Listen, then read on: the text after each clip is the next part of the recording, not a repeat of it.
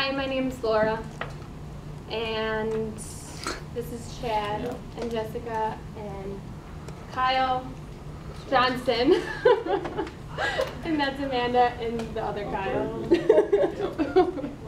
Some are just Kyle J, Kyle B. It might be confusing. Right.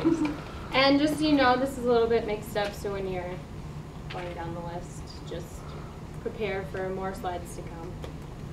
Well, maybe when you're done, you could just say, remember, you could just go through your names again. I could do that then.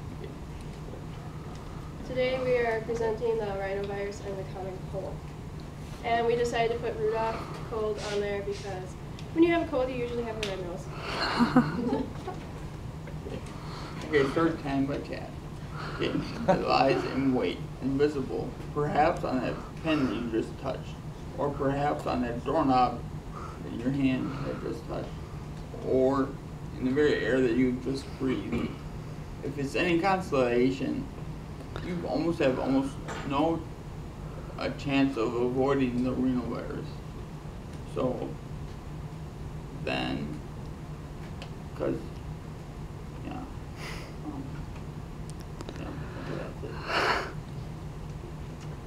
Okay, just a little history on the rhinovirus. It evolved in the Eastern Hemisphere, and then it came over with the Europeans sometime in the 16th century, and then it spread and became what it is today that we all get to experience on a yearly basis.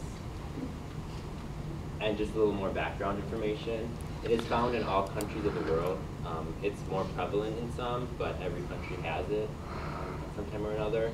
And it occurs more than 1 billion times per year in the US alone, which is pretty surprising. And it's also the #1 reason that children and adults miss school and work.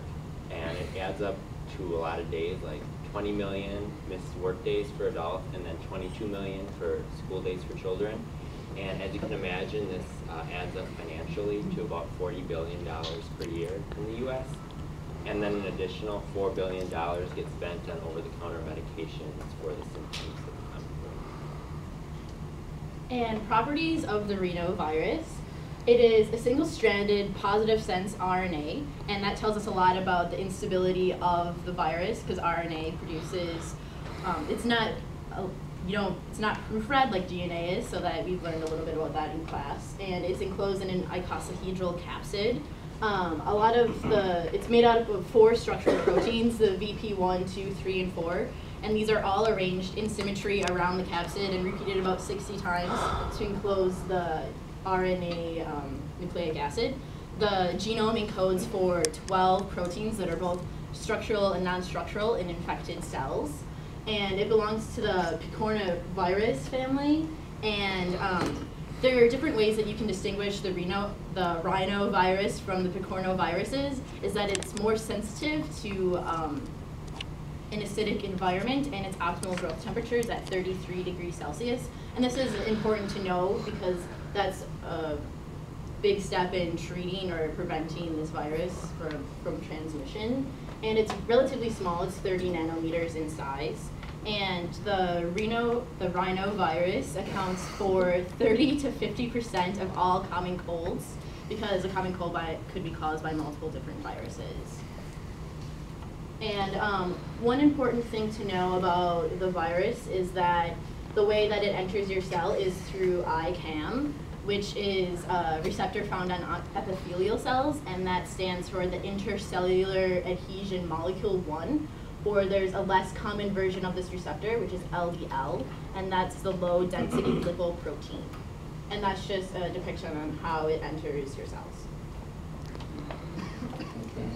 Okay, for transmission, it has to be, and many of you have heard me say this about 5 times already today, moist secretions that enter your body.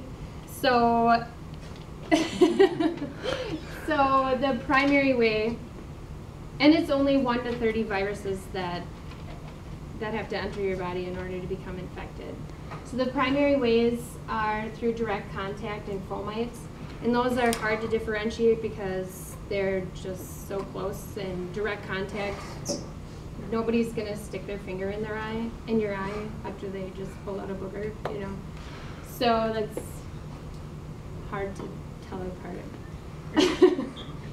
So, in order to become infected, these people have to pretty much inoculate themselves by either touching somebody who's got the sickness, their hand or their Kleenex, and then they have to touch their nose and their conjunctivae, and those are the little blood vessels in your eye. So. And then aerosols are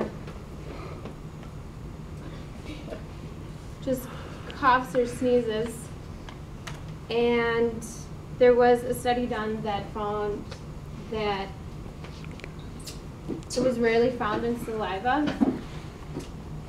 Are you okay? No, Sorry. I just migraines really get to me. Okay.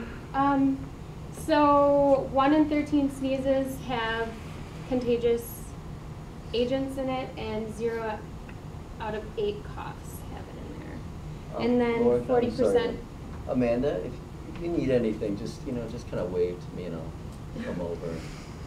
I will assist you somehow. Just let me know. Okay.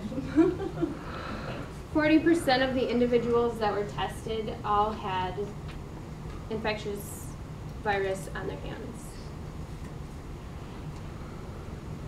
Okay, so there was an interesting study done at the University of Wisconsin-Madison, and like Professor Merkel has said, that there are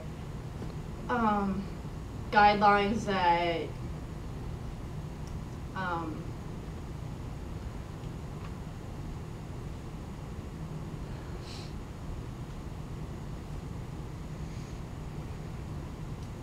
okay, so there are guidelines that are not strictly enforced. So one of the studies that were done is that there was a poker game that was held for 12 hours, and they had like, sorry, bear with me. They had If you want a minute, we'll just kind of let you no, okay, I'm good. rest I'm for a good. minute. We could come Okay. back to this. So, okay, so they played poker for 12 hours, and there were 2 groups, and one group was restrained, and they weren't allowed to touch their eyes or nose or anything, and the other group were like free to interact.